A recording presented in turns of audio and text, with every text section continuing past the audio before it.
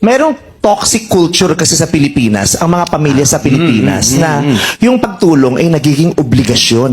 Yes. Kaya merong research na nagsasabi na kaya marami daw Pilipino ang hindi talaga umaasenso kasi aasenso dapat sila kung nag-focus sila sa sarili nila.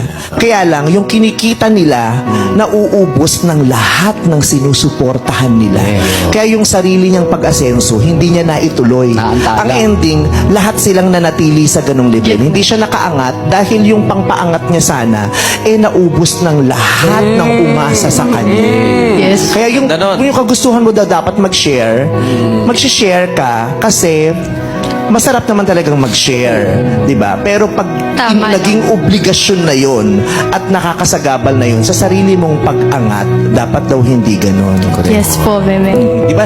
Yung susuportahan mo yung nanay tatay mo, susuportahan mo ang kapatid mo, mga anak ng mga kapatid mo, mga asawa nila, mga pinsan mo, mga napang-asawa ng pinsan mo. Ang ending, Hirap na lang, dami na. tumanda ka, na-realize mo, ano nangyari sa akin? Wala nang natira. Wala tuloy ako naipon kasi lahat binigay ko sa kanila.